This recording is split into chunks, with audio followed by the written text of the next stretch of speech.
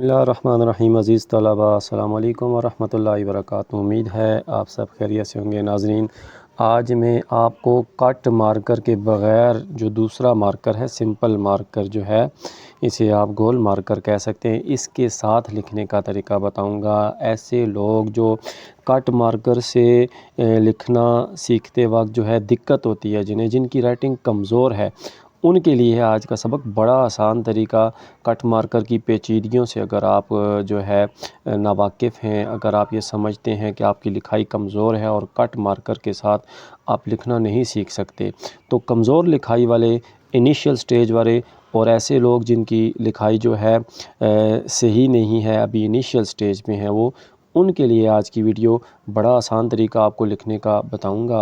जी, इब्तिदा करते हैं। जी, आज के सबक का आपको मैं 2 से 3 चीज़ें बताऊंगा इस मार्कर के हवाले से। इसका कोई कट वगैरह नहीं है, तमाम जानिब से ये गोल है, इसकी मोटाई हर तरफ से बराबर है, इसलिए आपको यहाँ पर जो है ज़्यादा पेचीदगी का सामना नहीं होगा। पहली बात तो आप ये देख लें, मैंने मोटा मार्कर लिया है, ठीक है जी। ये जो छोटा मार्कर होता है 605 और 604 साइज़ का, उसको बग़ैर कट के अगर आप इस्तेमाल करेंगे तो आपकी राइटिंग बहुत पतली होगी। इसलिए राइटिंग को थोड़ा सा, हेडिंग को आपने मोटा करना होता है, तो इसलिए आपने मोटा मार्कर ले लें। इससे आपको जो है लिखते वक्त आसानी होगी। आपकी जो हेडिंग है, ख़ुसूसन आप जब पेपर में हेडिंग देते हैं, वो बहुत ज़्यादा निखर के सामने आएगी और फ़र्स्ट इम्प्रेशन में अच्छी नज़र आएगी। इसलिए आपने मोटा मार्कर रखना है। पहली चीज़ इस मार्कर के साथ जो आपने डिसाइड करनी है वो ये है, ये आपने ख़ुद डिसीजन लेना है कि आप किस तरह लिखते हैं। अगर आप 90 के एंगल पर लिखते हैं तो ये आपने पहले से अंडरस्टूड रखना है कि आपने 90 के एंगल पर ही जाना है। अगर आप 90 के एंगल पर लिखते हैं तो आपने सारी लिखाई को 90 के एंगल पर ही लिखना है। मतलब अगर आप 90 के एंगल पे जा रहे हैं तो आपने बार बार 90 का एंगल बनाना है। ये 90 का एंगल बनाने का तरीका, आपने मुकम्मल तौर पे अपने हाथ को 90 के एंगल पर बिठाना होगा। मतलब ऐसा नहीं है कि एक वर्ड आप 90 के एंगल पे लिखते हैं, दूसरा इस तरह लिख देते हैं, तीसरा और इस तरह लिख देते हैं, चौथे के आप फिर 90 पे लिख देते हैं, फिर कभी इस जानिब झुका देते हैं, कभी इस जानिब ज़्यादा झुका देते हैं, फिर आप सीधा कर देते हैं इसको। ये इधर उधर झुकाना जो है ये गलत तरीका होगा। ये आपने तरीका नहीं इस्तेमाल करना। आपने सबसे पहले अपने हाथ को 90 के एंगल पर बिठाना है।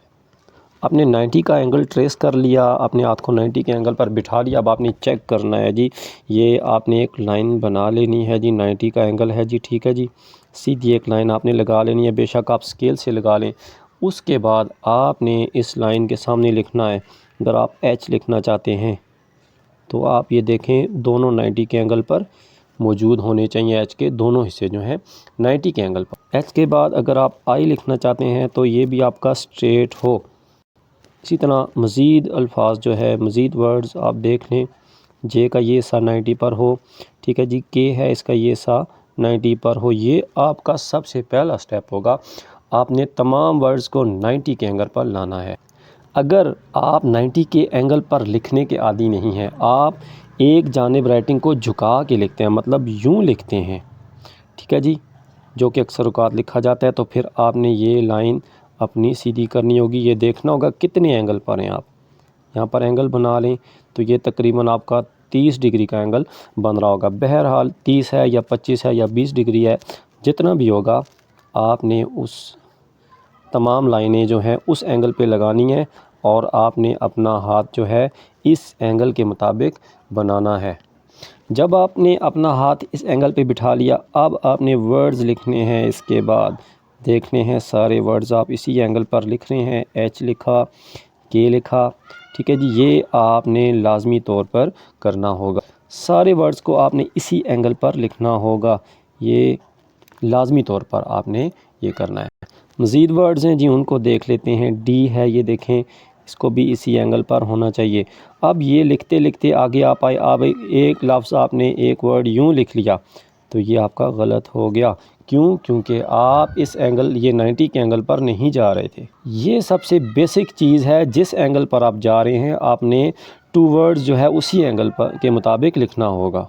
तो लिहाजा आपने सबसे पहले इसको दुरुस्त करना है। अपने एंगल को देखना है, आप किस एंगल पर लिखना चाहते हैं।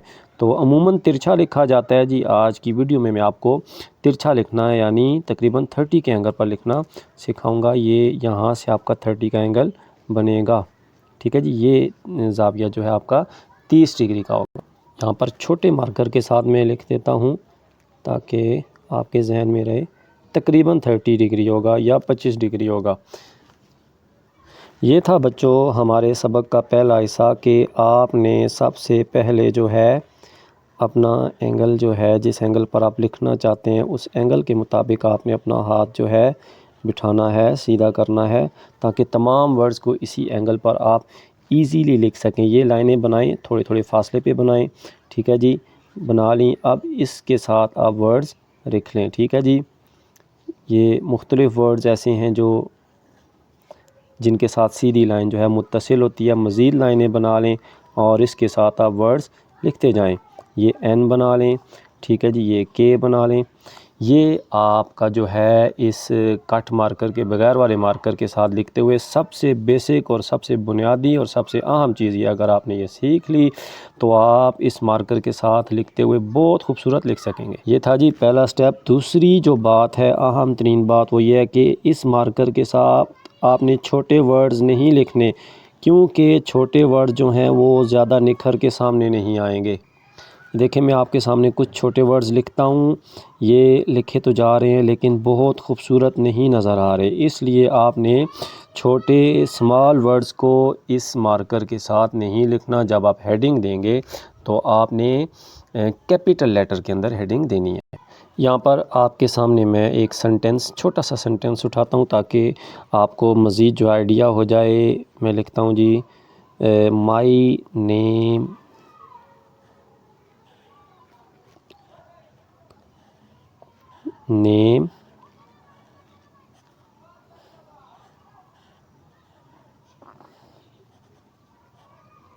इज़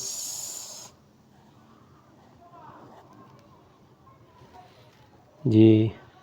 कोई भी नाम हो आपका, आपने यहाँ पे लिखना है। मैं अपना नाम लिखता हूँ जी, माय नेम इज़ रिजवान, ठीक है जी। ये देख लें, आपने बिल्कुल सीधा सीधा लिखना है, इसके अंदर कोई भी पेचीदगी नहीं है। कोई मार्कर को आपने बार बार उसके कट को सीधा और टेढ़ा नहीं करना, और बड़ी तेज़ी के साथ आप इन वर्ड्स को लिख सकेंगे। इस मार्कर के साथ बहुत स्पीड के साथ आप लिख सकते हैं। ख़ुसूसन वो लोग जिनकी लिखाई कमज़ोर है उनके लिए ये बेहतरीन मेथड है जी। पेपर के अंदर आप इसको लिखें, इंशाल्लाह आप देखेंगे इनको लिखने के बाद आपका पेपर बड़ा निखरा हुआ आपको नज़र आएगा। तो नाज़रीन ये था तरीका जी। वो लोग जिनकी लिखाई कमज़ोर है, कट मार्कर के से लिखते हुए मुश्किल नज़र आ रहा है, तो पेपर के दौरान हेडिंग देने का तरीका आज मैंने आपको बताया। सेंटेंस भी आप लिख सकते हैं, लेकिन जो है आपने हेडिंग जब देनी है, यहाँ पर एक चीज़ देख लें, आपने हेडिंग को अंडरलाइन करना है ताकि आपका वर्ड जो है निखरा हुआ नज़र आए। तो इसी के साथ हमारे आज के सबक का इख्तिताम हुआ। अल्लाह हाफ़िज़।